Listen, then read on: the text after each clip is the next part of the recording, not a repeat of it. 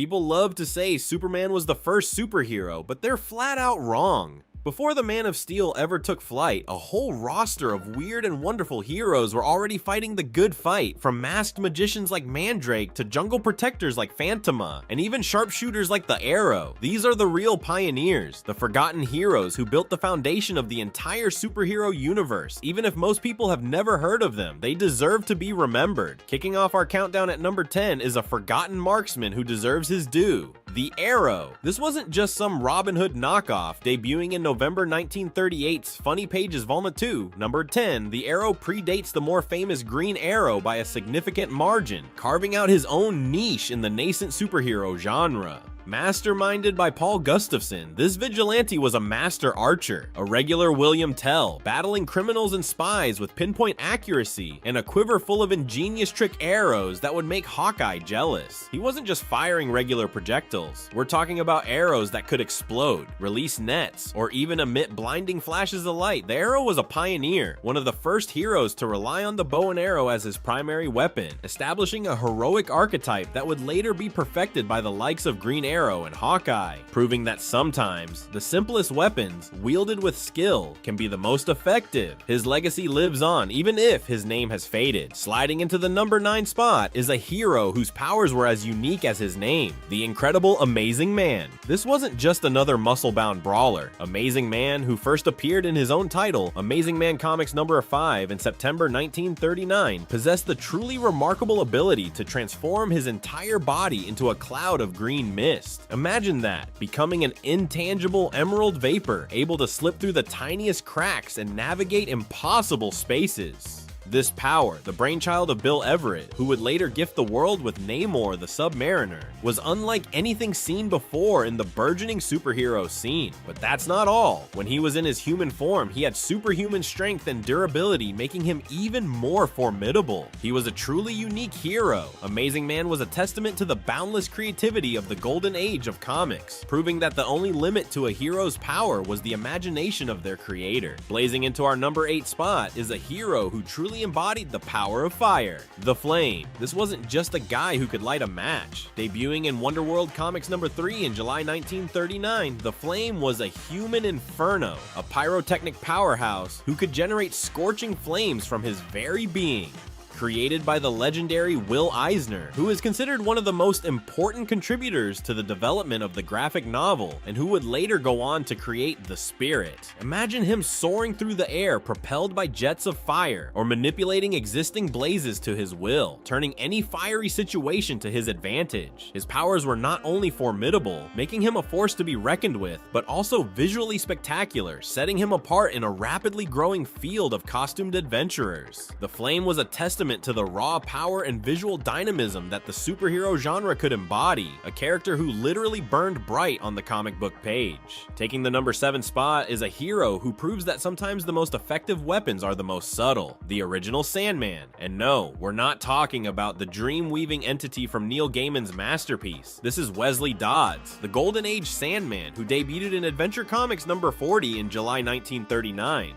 Created by Gardner Fox, the co-creator of The Flash, Hawkman, and the Justice Society, and Burt Christman, this Sandman was a chillingly effective gas mask-clad detective who stalked the shadows, dispensing justice with his signature weapon, a specialized gun that emitted a powerful sleep-inducing gas. He was like a dark, noir nightmare, his appearance alone in that eerie gas mask, likely unsettling criminals before he even deployed his knockout gas. The original Sandman was a fascinating blend of Pulp Fiction's hard-boiled detectives and the emerging superhero archetype, proving that brains, a unique gimmick, and a terrifying look could be just as effective as brute strength. He was one of the first detective-style superheroes. Buzzing into our number 6 spot is a hero who proved that you don't need superpowers to be super, the original Blue Beetle, Dan Garrett. This Golden Age great, who debuted in Mystery Men Comics number 1 in August 1939, was a testament to the power of human ingenuity and determination. Created by Charles Nicholas Wojciechowski under the pen name Charles Nicholas. Unlike later incarnations of the Blue Beetle who relied on alien tech or mystical artifacts, Dan Garrett was a self-made hero, clad in a distinct distinctive bulletproof suit of blue chainmail. He was like a medieval knight for a modern age. But his real secret weapon? A special vitamin called Vitamin 2X, which granted him enhanced strength, agility, and allowing him to fight crime with extraordinary vigor. Blue Beetle showed that peak human condition, a sharp mind, and a dedication to justice could be just as effective as any superpower. Also interesting to note that years later, DC Comics would try to sue Fox Features Syndicate over Blue Beetle, claiming he was too similar to their character, Batman. This is ironic considering the next character on the list. Marking the halfway point at number 5 is a true pioneer, a character who shattered the glass ceiling of the comic book world, the groundbreaking Phantoma. Debuting in Jungle Comics number 2 in February 1940, Phantoma wasn't just another superhero. She was one of the first female superheroes ever. This mysterious protector of the jungle, created by the eccentric Fletcher Hanks, wielded a staggering array of supernatural powers. She could transform her beautiful face into a terrifying skull-like visage, project devastating energy blasts, manipulate the very elements of nature, and even, at times, fly, making her a force of nature in her own right. Phantoma was a far cry from the damsels in distress that often populated early comics. She was powerful, independent, and utterly unique. She predates Wonder Woman and paved the way for the strong, complex female heroes who would follow, proving that women could be just as powerful and just as compelling as their male counterparts in the superhero realm. Phantoma is often cited as the first female superhero with superhuman abilities. Many consider her to be the first true female superhero. It is also worth noting that DC Comics would later sue Fox Features Syndicate over Phantoma, claiming she was too similar to their character, Batman, which is even more ironic considering the number 4 entry on our list. Striding into number 4 is the legendary The Phantom.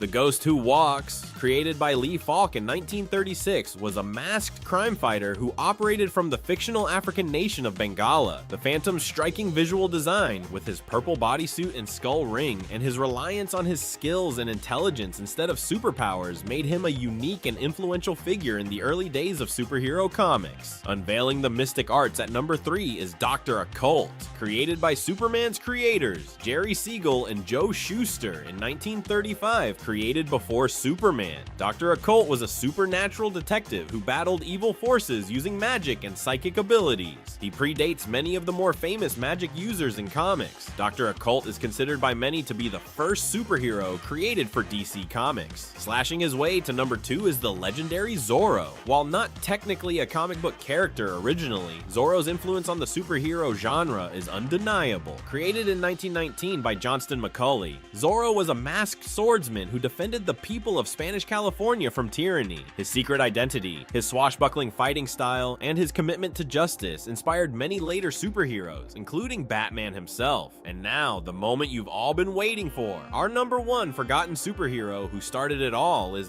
Mandrake the Magician. Created by Lee Falk, Mandrake debuted in his own newspaper comic strip in 1934. Mandrake was a master magician who used his powers of hypnotism and illusion to fight crime and protect the innocent. He possessed the ability to create illusions, hypnotize people, and even teleport. The Eternals, created by the Celestials a million years ago. They're Marvel's bridge between mythology and modern heroics. Introduced in the Eternals issue 1 back in 1976 by Jack Kirby, they were designed to protect Earth from the Deviants. The Deviants are a twisted and monstrous counterpart race. Real villain-looking monsters, right? The Eternals have members like Icarus, Circe, Athena, and they've influenced humanity's myths and history for ages. Now, Icarus is a natural leader, renowned for his flight and energy projection abilities, and he has clashed with enemies like Crow in battles that shook entire landscapes. When these guys go down, it's gonna get loud. Circe's shape-shifting prowess shone upon Operation Galactic Storm, where her ability to adapt and charm proved vital in averting her intergalactic disaster. The Eternals were thrust into a moral quandary in Neil Gaiman's 2006 Eternal miniseries when they were forced to confront their forgotten identities and the implications of their immortality. I hate when that happens. Now I have to confront my immortalities. Ugh, exhausting. Their ongoing struggle to balance divine duty with emotional vulnerability, of course, makes them some of Marvel's most compelling characters, both on screen and on page. The Greek demigod Hercules made his first Marvel appearance in Journey into Mystery annual issue number 1 back in 1965. He's a hero with immense strength and an even greater zest for life. Hercules has fought in battles that span from ancient Greece to the far reaches of space. I mean, he's literally Hercules. Hercules. He's done quite a bit. A key member of the Avengers, Hercules stood out during the Avengers Under Siege storyline, where his raw power and resilience helped the team overcome the masters of evil. Even as he faced nearly impossible odds, Hercules will get it done. In the Hercules Prince of Power miniseries back in 1982, he embarked on interstellar adventures, showing that his heroics extend far beyond our Earth. His clashes with foes like Typhon and the Hulk cemented his reputation as one of Marvel's strongest heroes. Yet it's his jovial personality, loyalty, and love of camaraderie that makes him a standout, often serving as a lighthearted foil to Thorin's stoicism.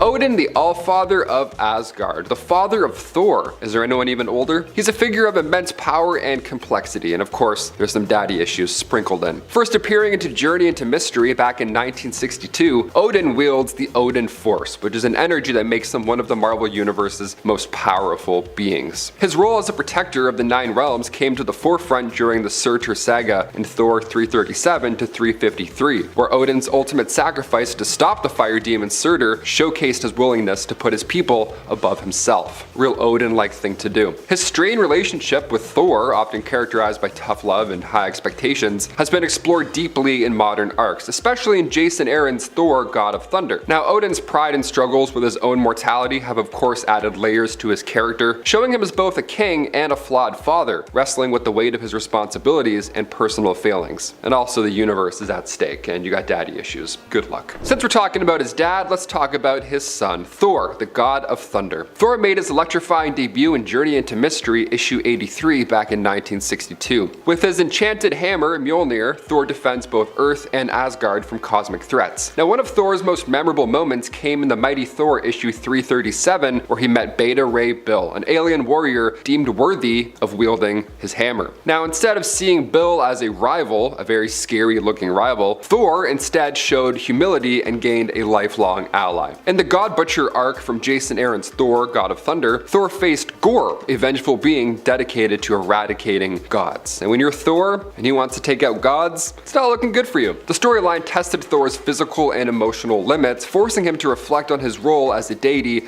and protector. Now, these arcs highlight Thor's enduring evolution, from a brash warrior to a selfless champion of all realms. The Silver Surfer, formerly Norn Rad, sacrificed his freedom to save his homeworld, Zen-La, by becoming Galactus' herald in Fantastic Four issue 48. This happened back in the 1960s. Now, as a cosmic traveler, the Surfer's stories often explore deep moral questions about power and responsibility, a common theme in these superhero tropes. His rebellion against Galactus in Silver Surfer issue 1 did demonstrate his unwavering compassion, as he chose to protect Earth rather than aid in its destruction. Thank you so much, we appreciate that, good man. The Parable miniseries, penned by Stan Lee and illustrated by Mobius, took this further, showcasing his philosophical struggles as he confronted humanity's capacity for both good and evil. His adventures combine cosmic grandeur with poignant introspection, making him a hero who resonates deeply with readers seeking both action but also existential depth, which is always great when you're reading a comic. Dr. Stephen Strange, introduced in Strange Tales issue 110 back in 1963. He is Marvel's master of the mystic arts. He's one of the big names on the Avengers when it comes to movies, and he's a former surgeon turned sorcerer supreme. Strange's journey from arrogance to selflessness defines his character. Now, during the Infinity Gauntlet saga, Strange played a crucial role in coordinating the fight against Thanos, using his magical expertise to protect the universe. Again, thank you for your magic spells. We needed you for that one. In Doctor Strange the Oath, he demonstrated his humanity by risking everything to save his loyal friend Wong, blending mysticism with emotional depth. Now, Strange's ability to navigate both cosmic and personal conflicts does ensure his place as one of Marvel's most indispensable heroes, safeguarding Earth from threats nobody else can even dare to face. He's also a big name for the Avengers. He's going to be the main character in Secret Wars, so keep it going, Strange. Uatu the Watcher, debuting in Fantastic Four issue 13, is bound by an oath of non-interference, but often finds himself breaking it to aid humanity. Again, thank you so much. His most significant act came during Infinity War, when he warned Earth's heroes of an impending multiversal crisis, demonstrating his quiet but ever so helpful heroism. In Original Sin, Uatu's death revealed secrets that shook the Marvel Universe, proving his central role in cosmic affairs. Uatu's unique perspective as a witness to Earth's greatest events, coupled with his moral dilemmas about intervention, does make him one of Marvel's most intriguing and also, of course, impactful cosmic figures. Jean Grey, a founding member of the X-Men, first appeared in X-Men issue 1 back in 1963. Her connection to the Phoenix Force transforms her into one of Marvel's most powerful beings ever. The Dark Phoenix saga remains an iconic storyline where Jean's struggle to control the Phoenix's destructive power culminated in her tragic sacrifice to save the universe. Pretty hard week for her, I'll admit. In Avengers vs. X-Men, the Phoenix Force returned, reigniting questions about power, responsibility, and of course, redemption. Jean's evolution from a young mutant to a cosmic savior embodies themes of growth and sacrifice, making her one of Marvel's most enduring and beloved characters. It's a shame the X-Men movie, the Dark Phoenix movie, didn't do so well. That's one of the X-Men's biggest storylines, and the movie was kinda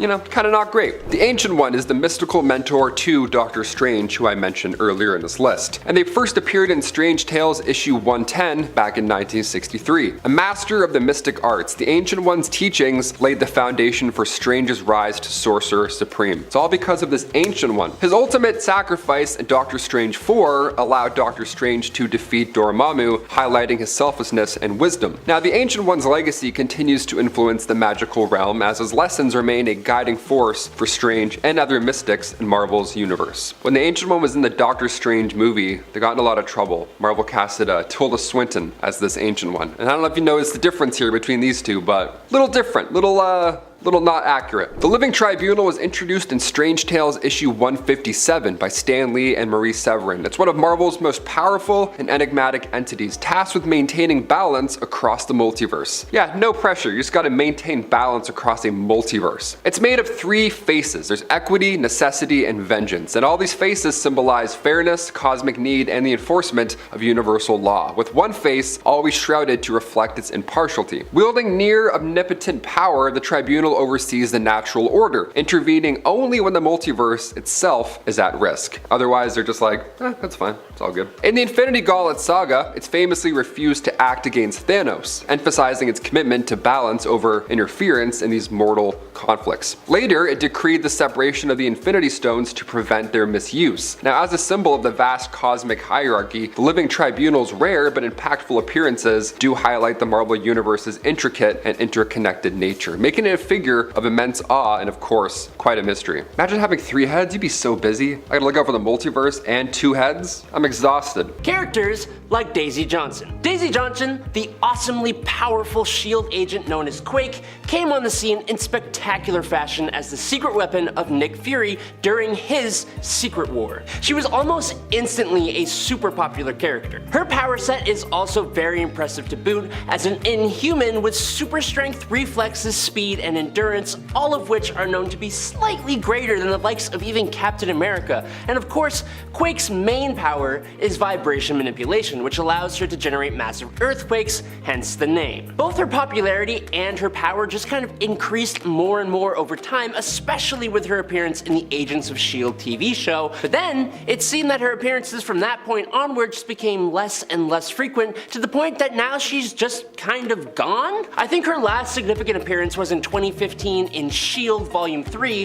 when she faced her own father, Mr. Hyde, and that's a bummer because many a fan loved seeing her. But from Nick Fury's ace in the sleeve to Spider-Man's forgotten sidekick, Alpha. The super incredibly powerful new Spider-Man sidekick known as Alpha seemed to come and go like a fart in the wind, and speaking as an avid farter, I would know. He first appeared in Amazing Spider-Man number 692 in August of 2012, and was a completely unimpressive Midtown High student who went to visit Horizon Labs, where he got exposed to Parker particles, and yes, that's actually what they're called. He gained the ability to create a hyperkinetic form of cosmic energy tied to the forces of the universe that he could use in blasts and beams, and he could also let off massive explosions, and he had tons of other powers too. He became the spokesman for Horizon Labs and the sidekick to Spider-Man. But basically, he was super irresponsible and unpredictable with his power. For Spider-Man, power and irresponsibility do not go together,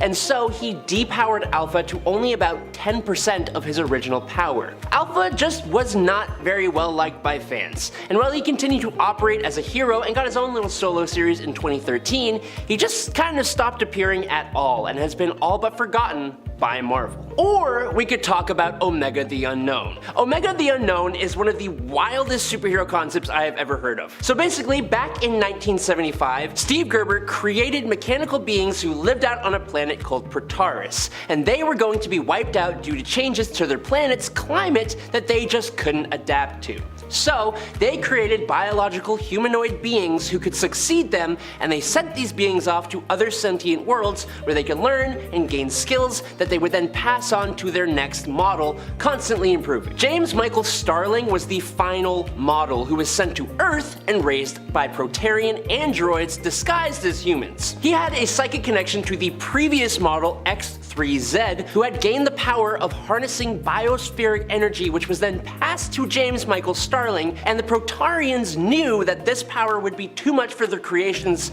and decided to set out to destroy them. The character, or characters, as you can tell, were absolutely wild, but they didn't really stick with readers, with X3Z being destroyed by the police in Las Vegas and James completely vaporizing himself, and they just stayed gone until he came back, revealed to be stuck in Chthon's other realm in Darkhold Omega in 2022, but just as quickly as he came back, he was completely gone again. Or we could even talk about characters as cool as Darkhawk, who still get forgotten about. Darkhawk is one of the most frustrating characters that Marvel has, because honestly, he is so cool, but Marvel has no idea what to do with him. Christopher Powell was the son of a cop and a district attorney when he witnessed his father taking a bribe from a mob boss, and he stumbled upon an amulet that gave him the ability to transfer his consciousness to the Darkhawk armor. It was an ancient Shi'ar magical armor, and it was very cool, and it gave Chris quite the set of abilities. Obviously he had the classic superhuman strength, speed, durability, agility, and reflexes, but the armor allowed for armament conjuration from the extra-dimensional expanse and basically had untapped potential. When he first started out, he was a street-level hero, but over time, he got a huge power boost and stood shoulder to shoulder with the other big cosmic superheroes out in space. But then, they just didn't really know where to go from there. Connor Young became a new version of Darkhawk with an advanced suit of armor that returned the character back to his street roots, but he didn't really hit with fans. The original Christopher Powell character got left with a ton of unanswered questions and showed up last in 2019's Annihilation Scourge, and Connor Young was leading Volume 2 of Darkhawk, which just seemed to vanish, I guess. Just kinda stopped. But does anyone here remember Ultra Girl? First appearing in Ultra Girl #1 from the mid-90s, you'd think that Susanna Sherman's origins and childhood would have been explained in her own solo series, but no, that is not the case for Ultra Girl. Her mutant abilities manifested when a Sentinel identified her, but she wasn't just a mutant. Susanna was actually a half Kree mutant, and her real Kree name was, get this, Susanna. It's just Susanna, but with a T at the beginning. We don't know if she was born on Earth or was brought here, but we do know that she was raised on Earth by a group of pink Kree, and they had this whole prophecy that she was going to be the ultimate unifier, eventually restoring glory to the Kree Empire by defeating both the Shi'ar and the blue-skinned Kree. She had awesome strength, enhanced vision, a healing factor, and the ability to fly, and she used those abilities as a member of the Initiative. She even eventually struck up a friendship with Carol Danvers, being specifically chosen by her to become the new Miss Marvel, which you would think would be kind of a huge deal. Well, during Dark Reign, Norman Osborn acquired the rights to that title and the costume, and he gave it to Moonstone instead to become Miss Marvel on his Dark Avengers team, and Ultra Girl just kinda had to deal with it. She went on to appear as an applicant to babysit Luke Cage and Jessica Jones' daughter. She showed up at Avengers Academy prom night, formed up with the Initiative again during Fear itself,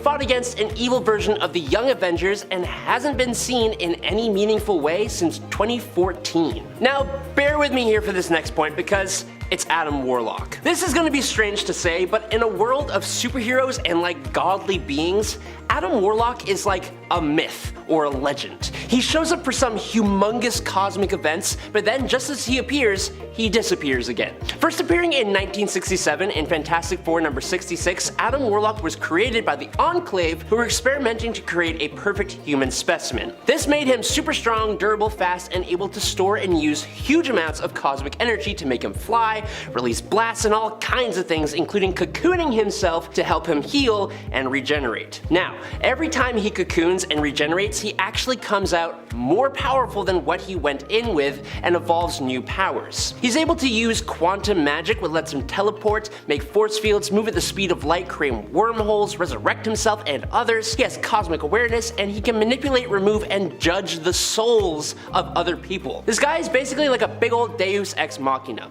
but that's the problem. He gets reborn, attunes to a new universal threat, defeats that threat, and disappears again. The last time he showed up was in 2018's Infinity Wars, which kinda sucked, and he just kinda showed up, went inside the Soul Stone, helped save the day, transported Gamora somewhere completely random in the universe, gave the Infinity Stone sentience, and then he disappeared again, yet to be seen since. But now we're gonna go way back for the Rawhide Kid. A gunslinger from the 1800s with dozens of cowboy adventures to brag about, Johnny Rawhide Kid Bart is one of Marvel Comics' oldest characters, but also one they have seemingly tried to sweep under the rug. Just for a little bit. Johnny Bart got his own adult-oriented reboot under the Max imprint, where he was reimagined into a gay gunslinger, and the portrayal of homosexuality within that comic was super criticized for being stereotypical, campy, just plain offensive. What could have been the Rawhide Kid's big push from his relative obscurity instead became a big old embarrassment that Marvel had to apologize for, and they subsequently buried the Rawhide Kid. He's had some moments working with the Avengers and the West Coast Avengers, but otherwise has pretty much been relegated to background cameos. Now, similar to the Rawhide Kid, the Masked Raider is another one of the oldest cowboy heroes in comics, debuting at a time when cowboys were the dominant trend. But because that was literally just the trend of the time, the Masked Raider was quickly lost to time, just like a lot of the other cowboy heroes, the Rawhide Kid included. They revived him in their 1000th issue in 2019, but completely reimagined the Masked Raider as a multiversal legacy, meaning the title was to be passed on to different people. Now, this huge change to the Masked Raider's backstory and purpose got people pretty excited for what was to come. Marvel even had the Masked Raider's new inheritor teased through cameos and guest appearances with the character in possession of the Eternity Mask, and then just as he was revealed to be some guy named Dr. Carlo Zoda, Marvel buried the whole thing in a really hard to follow time loop in Defenders Volume 6 at the start of 2022, and we haven't really seen him since. But how about a character that hangs out with the X-Men? Hepzibah. An alien from the Mephistoid species, Hepzibah escaped her planet after she was condemned to become food at a Shi'ar Imperial banquet. Together with her fellow prisoners, she formed the Starjammers, a team of intergalactic travelers with different abilities, and she also became the love interest of Corsair, who was the father of Cyclops, Havoc, and Vulcan, the Summers brothers. After Vulcan wiped out Corsair and Hepzibah ended up stranded on Earth, she basically joined up with the X-Men despite not actually being a mutant. She donned an X-Men suit and accompanied them on missions, specifically creating a bond with Warpath. She fought against the Hulk in World War Hulk without doing diddly squat to the guy. She joined up with X-Force, moved to Utopia with the mutants, almost got deported from Earth by sword, and then in All New X-Men Volume 1 number 23 from 2014, she managed to return to space with the Starjammers and a returned Corsair, and that is basically as far as it goes. We have not seen her in any significant way since then. And now for this point, Griffin Gogol was just an ordinary plumber with a smoking habit doing his ordinary job when an elderly psychologist couldn't afford to pay the plumbing bill. So instead, this psychologist offered to cure Griffin's smoking habit through hypnosis. Well, what do you know? This psychologist was actually an alien, and the hypnosis had the added benefit of unlocking Griffin's superhuman abilities, which are basically just the same abilities as Superman and the ability to perform any skill at an ultra level. Captain Ultra basically became a joke character. With his new powers, he went out to try and find a new purpose, applying to be a part of a bunch of different teams, both heroic and villainous. Teams like the Frightful Four, who rejected him for his fear of fire, the Defenders, who accepted him but very, very briefly, the Initiative, who made him babysit other heroes, and the Revengers. It was with the Revengers where he got himself arrested and he ended up in prison,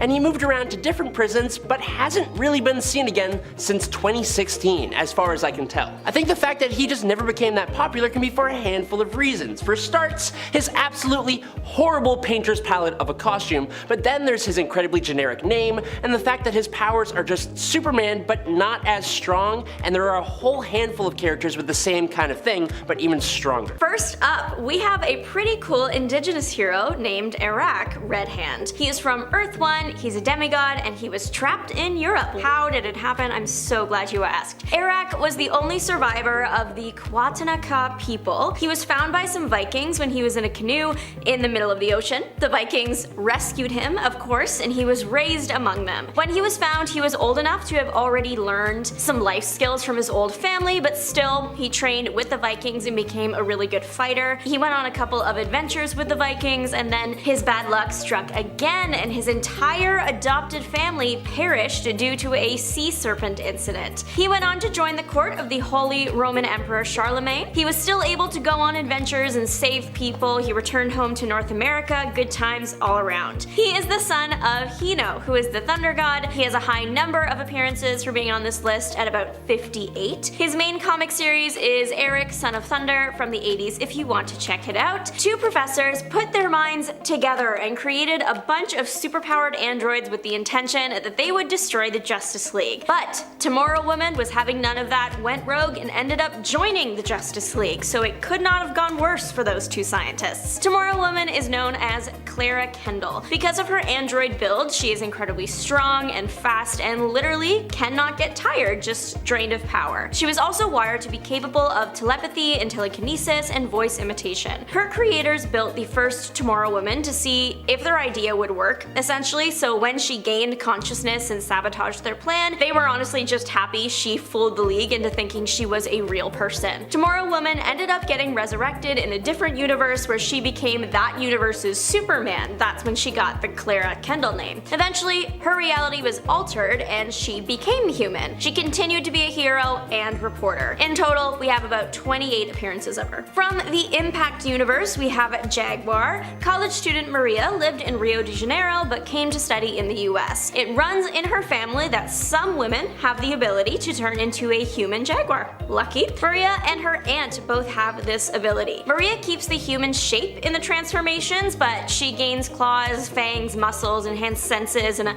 fancy outfit. Her costume is enchanted, so whenever she transforms, it will come find her instantly. It also rarely rips. Jaguar ended up joining the hero group, the Crusaders, and ended up dating fellow hero, the Fly. Impact Universe Maria has about 24 appearances total. We have another human-animal hybrid in the house. Neptune Perkins is a human dolphin with sodium deficiency. So there's a lot happening here. Neptune is obviously an aquatic superhero. He debuted in 1945 in Flash Comics 66, and I don't think he survived Infinite Crisis, RIP Perkins. He has ties to the All-Star Squadron and Young All-Stars. Later in his life, he became a different kind of hero when he joined the Democratic Party and the US Senate for Hawaii. Neptune, he had a problem growing up though. He was lacking salt. A doctor literally told his dad when he was a baby that in order to live, he would need to exist in a salt bath or, as his dad discovered, the ocean. So the family packed up and moved to a houseboat in the Pacific. This is when Neptune learned to swim really fast. He got into undersea exploration, which caused him to meet the All-Star Squadron. It was around that time of his life that he found the holy grail of outfits for him, a suit that would distribute salt water around his body so he wouldn't need to stay so close to salty water all the time. And in total, Neptune has about 50 appearances. The character of Madame Fatale is kind of incredible, a real Mrs. Doubtfire of the DC universe. She never got popular. Well, he never got popular. Madame Fatale is actually Richard Stanton, an actor. Richard's daughter was kidnapped, so Richard went after her. He needed a disguise though, so he went with the last costume he wore on stage, which happened to be an old lady fit. In the world of the comic, Richard was a famous female impersonator. It really worked to his advantage because, personally, I would never expect the old woman next to me could throw me across a room. Richards is a vigilante fighting for good, so he's kind of like Batman. The cross-dressing plotline is unexpected but not unwelcome. Madame Fatale is one of the only, or maybe even the only cross-dressing hero. While Richard might not have fancy powers, he has the power of theater and acting on his side and disguise, clearly. Madame Fatale has made the successful transfer to the mainstream universe. Now, instead of searching for his daughter, he is looking for his son,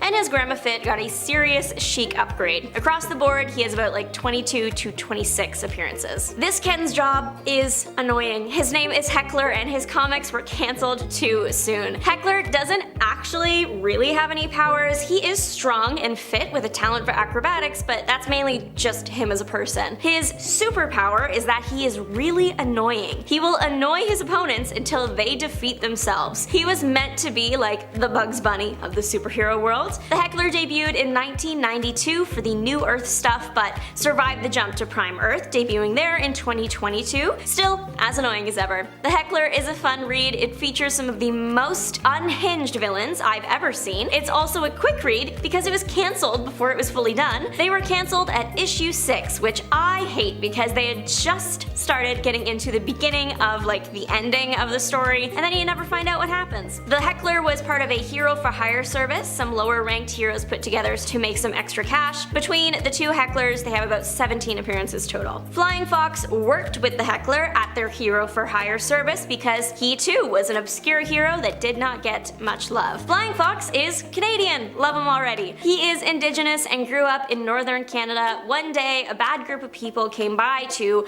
attack him and his people. Flying Fox did pass away, but then his grandfather revived him and taught him a bunch of mystical art skills so that he could avenge his people. He donned a red fox looking outfit with a cape that was capable of making him fly because it had a flying fox painted on it, and off he went to set things right. He ended up in America and assisted the All-Star Squadron, later joined the Young All-Stars. Flying Fox fought using magic and illusions. He was also able to turn invisible. Flying Fox has more appearances than the Heckler, sitting at about 43 now. Owl Woman has teamed up with the likes of Wonder Woman and the Global Guardians, and yet her character never really picked up steam. She is from America and is also Indigenous. Her real name is Winona Littlebird. She was gifted powers that make her owl-like. She has enhanced senses, like an owl, she can see in the dark. She flies using wind currents, it's very graceful. There was a period of her life where she was under the control of Queen Bee. It wasn't fun, it resulted in the destruction of the Global Guardians headquarters. The only very small upside to the situation was Owl Woman got claws. In total, Littlebird has about 24 appearances. Argus is the name of a decently important agency in the DC universe, which means the hero Argus sometimes gets pushed to the background. Nicholas Kovacs started out as a federal agent, but then he was bitten by an alien parasite, which is surprisingly normal in the world of DC, and that gave him superpowers. Nicholas was part of the New Blood stuff. Nicholas was already a force to be reckoned with without the added powers, but with them, his strength minimum tripled. He also gained the ability to turn invisible, and he had thermal vision. Ever-responsible Nick decided to use his new abilities to fight crime and called himself Argus. His weapons of choice were ceramic nunchucks and a hammer. In total, Argus has about 24 appearances. Jack Lansing has my dream job. It is literally listed on his wiki as roving adventurer. Sign me up. Jack was known in the crime-fighting world as Diamond Jack. He debuted in the year 1940 in Slam Bang Comics 1. Jack met an old magician who gave him the gift of a magic diamond that makes its user physically strong and mentally beyond all ordinary mortals. The old magician told Jack he had to help people with the diamond, and that is how Ordinary Jack became a hero. Remember when it was that simple? The jump from like the beginning of everything to now is so huge. Now it's like, I'm a hero because of this specific traumatic event and I got my powers from a massive cosmic blowout, and it used to just be, well, a magician gave me a special rock and now this Ken's job is hero. Jack and the rock are super powerful. He wears it in a ring for dramatic effect, surely. The diamond can turn bullets to flowers, he turns guns to candy canes, he creates mirages and bright lights. It can also heal major wounds instantly and create weapons or other materials. Usually Jack has to shout some variant of a KZ starting word and then stuff happens. The diamond can also change one thing into another, even people. Overall, Jack seems really powerful with this gem, and I'm kinda surprised he only has 8 appearances. What I think makes Jack really serious is he will off someone. There are no kill rules here. Number 10, Savage Dragon. The Savage Dragon is one of Image Comics' most popular and long-lasting characters, and he has been around since his debut as just Dragon in graphic fantasy number 1 in June of 1982. Basically, the Savage Dragon woke up butt naked and with no memory in a burning field. He was a giant green, quote, man with a big fin on the top of his head and super ripped, like pretty much all heroes are. Now, what we didn't know at the time was that he was actually an alien conqueror named Kerr, who originally came to Earth to conquer it, but was betrayed by 2 scientists. He was an enhanced member of the alien race called the Krillin, and his enhanced Krillin physiology gave him superhuman strength, agility, and stamina, healing abilities, and telepathic resistances. Now, one of my favorite parts about this hero is that instead of joining a superhero team and being a typical hero, the dragon actually wound up being a member of the Chicago Police Department and helped them with their, quote, super freak problem. I think it's cool to kind of ground the character like that, and I think it would make a great movie. I don't know. Number 9, Animal Man. Thanks to an encounter with some rather strange aliens, which actually happened to be a ruse by the totems of the Parliament of Limbs, Bernard Buddy Baker gained access to the morphogenic field, otherwise known as the Red. This field basically allows Buddy to absorb and use different attributes of nearby animals while still being a human. So he has been able to move his eyes independently like a chameleon, he has been able to ram against a speeding car with the abilities of a rhino, he can fly by tapping into the abilities of birds, he's regenerated a whole lost limb by tapping into an earthworm, he's gained the strength to lift a car by tapping into a spider, and he's ran at 75 miles per hour by adopting the abilities of an ant. The character of Animal Man explores profound philosophical themes, including environmentalism, animal rights, and the interconnectedness of all living beings. His stories, particularly Grant Morrison's run on the character, were actually surprisingly really dark. I don't know if that could really be adapted to be a normal, old superhero movie for a family-friendly DCU, but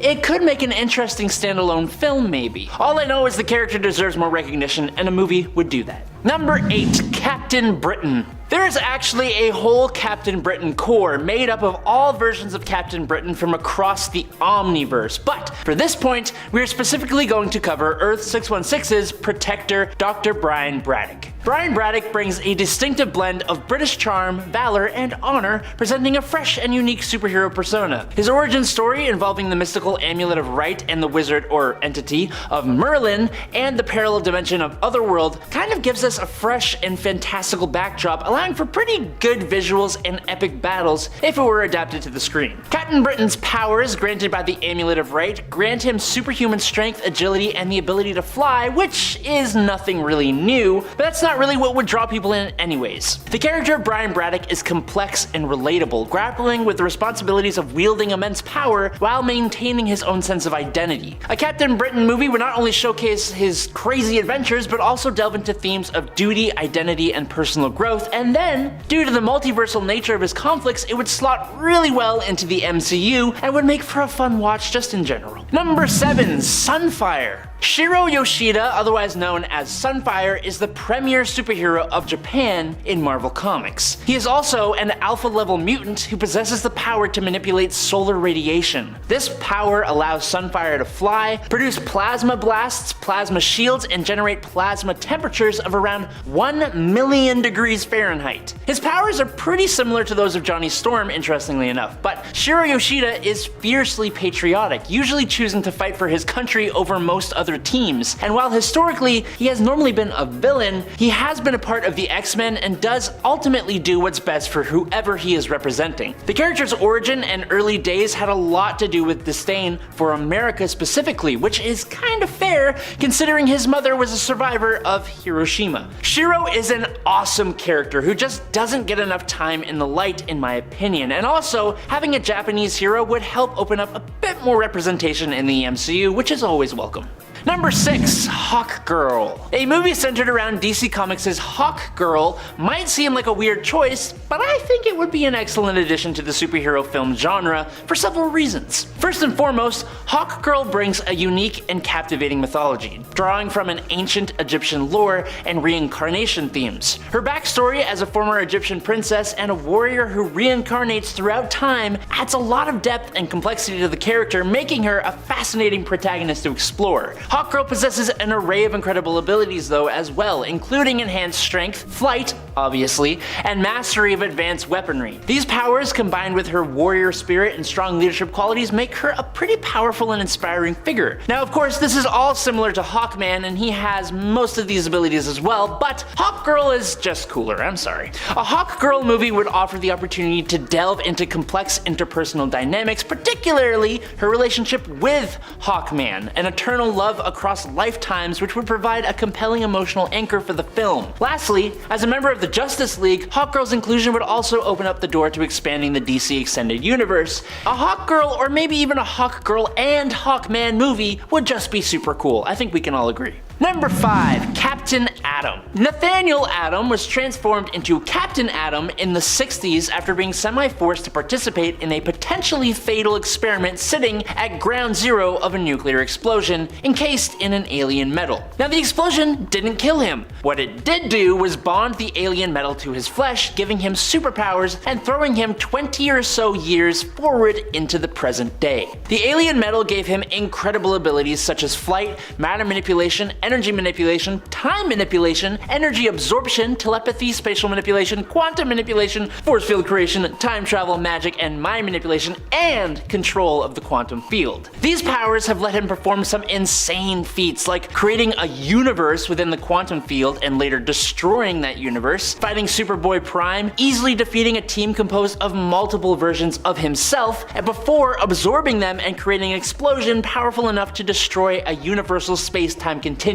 Now, I think a lot of that is a bit massive for a single superhero film, but I find this character extremely interesting, and I think maybe a space-focused movie about this character would do pretty well if it was handled with a bit more of a serious tone, and I could see it having some mind-blowing visuals. Number 4. Sentry. Robert Reynolds was an addict and a broken man who was granted the power of 1,000,000 exploding suns after illegally partaking in the Golden Sentry Serum, which was an offshoot of the original Super Soldier Serum, except like 100,000 times more powerful. He has photokinetic-based powers fueled by the sun itself that include molecular manipulation, immortality, insane super strength, speed, invulnerability, stamina, agility, reflexes, and senses, flight, teleportation, energy absorption and blast, psionic abilities, and more. Now he used this power for the greater good of all and put together a costume to make his debut as the Sentry. He was the example of what a hero should be. He had connections to Iron Man, was active during the years just prior to the Fantastic Four's emergence. He became a role model for Spider-Man as well as an ally to the X-Men, an equal to Reed Richards, and a friend to the Hulk. He is one of the world's greatest superheroes until the Void arrived. The Void nearly took out Sentry's sidekick Scout. It drove the Hulk into a rampage and took the lives of over 1 million people in Manhattan. When Reynolds realized that the Void was his own dark persona, he enlisted Doctor Strange and Reed Richards, and together they wiped the memory of Sentry from everyone in the world, including themselves. That origin story in the comics, plus his awesome internal struggle with his dark persona, would honestly make for a pretty awesome superhero movie. I'm just saying. Number 3. Wildcats. Wildcats centered around the centuries-long war between aliens called Cherubim and Daemonites. Cherubims, a nearly immortal human-looking alien race with exceptional powers and skills, traveled to Earth and by breeding with humans, populated the planet with half-breeds. Daemonites, on the other hand, besides being incredibly scary to look at, also possess various superhuman abilities, including body possession and mental control over human beings. Now, this movie wouldn't really be a single superhero-focused film. It would be more of an ensemble thing, which hasn't had the best track record in film format. Movies like the first Suicide Squad did not go over well and were hurt by an ensemble. Eternals also hurt from having an ensemble, but I thought it was kind of okay. The second Suicide Squad movie worked out pretty alright though, and I think if handled correctly, the Wildcats could make for a pretty good film and boost up the team for unfamiliar readers in a similar way to something like Guardians of the Galaxy. Number 2, Jack of Hearts. Jack Hart was the son of a brilliant scientist. A scientist that created the ridiculously efficient liquid sci-fi fuel called Zero Fluid. In his tragic comic book backstory, Jack was exposed to this fluid and it gave him his awesome but difficult to control abilities. Importantly, he was also part alien with his mother hailing from the Contraxian race, so that's a whole other thing to this as well. Now, due to the cellular mutation that took place after his Zero Fluid exposure, Jonathan Hart is now able to produce pink concussive energy beams and blasts from his hands and body, taking up the incredibly clever name of Jack of Hearts, apparently in honor of his father's love of card games and not because that's his name, basically. Jack of Hearts can use his Zero Energy Blast to fly at speeds currently not specifically known, but he has flown halfway across the United States in 3 minutes flat, so it's pretty fast. His biological structure was reformatted to basically give him the superhuman starter pack of abilities, but his strength has been able to lift 25 tons. He has enhanced speed, stamina, healing factor, and durability, able to withstand some pretty heavy hits and survive in the vacuum of space. But in addition, thanks to a quote symbiote energy sump device, Jack went through another mutation which gave him the ability to think as fast as a computer can, and he can retain and retrieve stored information from the deep recesses of his brain, which is pretty cool, I'm not gonna lie. Given the nature of his stories and the way the MCU is opening up to space and the multiverse, I think it would be doable to introduce this character, although he has been difficult to write stories for in the past, so I think it would need some reworking. And finally, in at number 1, it's the Silver Surfer. Now, I know the character has been featured in the second Fantastic Four movie back in the day, and he was cool and all, but his story specifically focused on Norrin Radd and Galactus properly? Come on. As a herald of Galactus, the Devourer of Worlds, the Silver Surfer's journey from being an unwilling servant to a cosmic hero, saving entire worlds from destruction, is filled with existential themes and moral dilemmas. The movie could explore the character's profound introspection and inner conflict as he grapples with the weight of his past and the choices he must make to protect his universe. The cosmic scope of Silver Surfer's adventures would allow for awesome space exploration, celestial battles, and mind-bending visuals. Plus, his encounters with other heroes like the Fantastic Four, Thor, and Nova could make exciting crossover potential within the Marvel Cinematic Universe. A Silver Surfer movie would not only offer thrilling action and epic cosmic conflicts, but also delve into deep philosophical themes and open up the cosmic side of the MCU just a touch more. Kicking off the list at number 10 today is Dead Man. Boston Brand was the only son of Gary and Barbara Brand, and his parents were very much not great. When his parents didn't fight each other, they took out their anger on Boston. Because of that, when he was 16 years old, he lashed out against his parents and ran away from home. As you do when you are a fictional character who runs away from home, Boston joined the circus and eventually became an elite gymnast and trapeze performer. While that was great for him, he could not leave his past behind and frequently sought out some form of peace in the bottle and would often become physical with people. Everything for Boston changed though when during one show, an assassin from the League of Assassins named Hook took his life during his trapeze performance. When he passed away, Boston was placed in between life and death by the Hindu goddess of balance, Ramakrishna. She told him that he needed to atone for his past transgressions and egocentrism. As punishment, he was to return to the world as a ghost, invisible to most of the world, and he was to better the lives of others using his ghostly abilities, namely the ability to possess others. Now, I don't know about you, but I could see that being easily adapted into a pretty compelling movie. If you've ever seen the Ricky Gervais movie Ghost Town, just take that and superfy it. Number 9, Hellcat. During her formative years, Patsy Walker's fame-obsessed mother, Dorothy, would use her daughter as a way to make a buck, usually while also living vicariously through her daughter, and constantly disapproving of her tomboy nature. Dorothy would pressure her daughter into modeling, and when that didn't work out, due to Patsy's own lack of interest and commitment, Dorothy started a comic book containing fictionalized romantic adventures of her daughter as a teenager, which is super weird. Despite being super creepy, this did give Patsy Walker some notoriety in the Marvel Universe before she finally joined up with the heroes she idolized, the Avengers. And that story itself is kind of funny. Because, basically, using tactics learned from her mother, Patsy blackmailed the mutant Hank McCoy, aka Beast, into helping her transform into a superhero. Patsy tracked down Beast while he was an Avenger and forced him to allow her to accompany them on a mission. During the Avengers ride-along, Patsy found an old costume that once belonged to Greer Nelson, aka Tigra, who could also get her own movie, just saying, but during her early days as the Cat. Now Patsy took the gear for herself and assumed the identity Hellcat. Thanks to the suit, her natural ability plus experience over time with training from Moondragon and her husband Damon Hellstrom, Hellcat has become a force to be reckoned with in Marvel Comics. I think her origin story is pretty damn unique, and I think with a little tweaking it can make for an impactful and pretty awesome movie. Number 8. The Question. Vic Sage, aka The Question, is one of the greatest detectives of the DC universe. Yes, even ranking upside along Batman. Despite having no superpowers, his analytical abilities,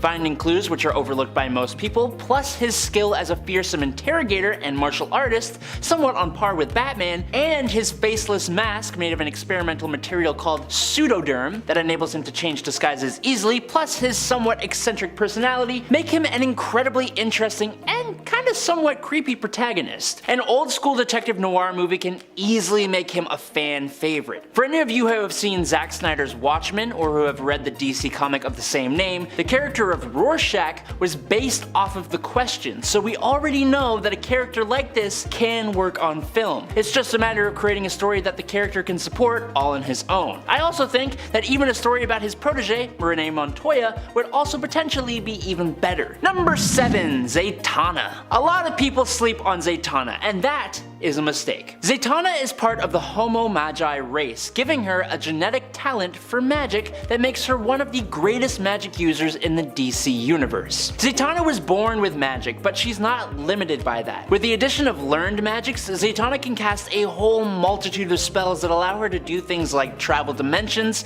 summon objects and beings, perform telekinesis and advanced telepathy, redirect and return attacks, mess with the weather or even time of day, manipulate her own size, transform into basically anything, become intangible, and manipulate magical versions of the elements. But that's all the basic stuff. She can cast spells that can manipulate reality, alter the molecular structure of objects, and move forward, backwards, and freeze time itself. And that's not even getting into what she can do with black magic. She has the potential to make child's play out of most of the people in the Justice League despite that fact. But Zatanna's backstory of becoming a successful stage illusionist before discovering her true magical powers and her half Homo Magi parentage while investigating the disappearance of her father? You can't tell me that wouldn't make for a great movie. Number 6. Martian Manhunter. John Johns, or John Jones on Earth, is another character that people really sleep on. But this guy is insane with his level of ability. John is the last of his race of Martians, and he is extremely powerful and should never be slept on. He speaks with the resolve and intelligence of someone who's been around for a very hot minute, and that's because he has been. According to DC Comics, he is in the ballpark of around or over 220 million years old. John arrived on Earth after he was pulled here through space and time by a teleportation beam during an experiment conducted by a Dr. Saul Erdel, who passed away from the shock of actually finding a Martian shortly afterwards, which actually kind of makes sense. But way before that, John's race, the Martians, were practically wiped out a long time ago, leaving him completely alone and isolated. But now, pulled forward in time and finally on Earth with no one to tell him what the heck was going on, he eventually used his shape-shifting abilities to become a detective, operating in Middletown, America. He mainly operated from the safety of his human persona before he eventually exposed himself to the world and became a founding member of the Justice League, and also one of its most powerful members, being even stronger and more capable than Superman with an even more impressive list of abilities. And that makes him a good candidate for a movie, just saying. Number 5. Mr. Miracle. This one would be a bit of a different movie, and I think it would work well as a duo with the character of Orion. Basically, Scott Free, aka Mr. Miracle, is the son of DC's Highfather, who is essentially the opposite to the villain Darkseid. As part of a truce with Darkseid, Scott was traded with Darkseid's son, Orion. While Orion got to live a pretty good life with Highfather and become a hero, Scott was treated incredibly badly living on Apokolips as basically a prisoner of Darkseid. But despite the hellish conditions on Apokolips, Scott was able to retain his inherent goodness, and using his skill as a master escape artist, and despite the fact that he is a pacifist, he escaped from Darkseid's clutches. Telling that story in a movie format would be awesome, and then it could lead into more stories with the rest of DC's roster of cinematic heroes. I personally think his story is incredibly interesting and unique. Number 4. Darkhawk. Christopher Powell was the son of a cop and a district attorney, and when he witnessed his father taking a bribe from a mob boss, he happened to stumble upon an amulet that gave him the ability to transfer his consciousness to the Darkhawk armor. This ancient Shi'ar magical armor is very cool, and it gave Chris quite the set of abilities. Obviously, the classic superhuman strength, speed, durability, agility, and reflexes are all here in excess, but the armor allowed for armament conjuration from the extra-dimensional expanse, whatever that means, and basically had untapped potential. As time went on and he eventually gained the ability to go to space, he learned of the Shi'ar origins of his suit and of the fraternity of raptors, that are basically like Marvel's over-the-top, super cool space cops. Almost like Green Lanterns, but cooler and less utilized. I'm just imagining how Darkhawk could fit into the MCU's ever-expanding roster and stories, and I think it would be a missed opportunity to not include the character. Number 3. Starbrand. Starbrand isn't so much a singular person as it is a power in and of itself. Right now, the current Starbrand in the 616 universe is Brandy Selby, the daughter of Suzanne Selby, who became the Starbrand after the one before her, Kevi Connor, passed away. The Avengers stepped in and had to help Suzanne deliver little Brandy, an act that caused Suzanne to pass away, sadly, and attach the Starbrand to Brandy. Since Brandy's birth, she's used the Starbrand to fly and survive without oxygen and in the vacuum of space, and she can use extremely powerful energy blasts that can take down multiple people at once. But the Starbrand itself is an incredible source of power, proven by other people who have wielded it. The bearer of Earth 723's Starbrand used the power to create music that can influence human behavior,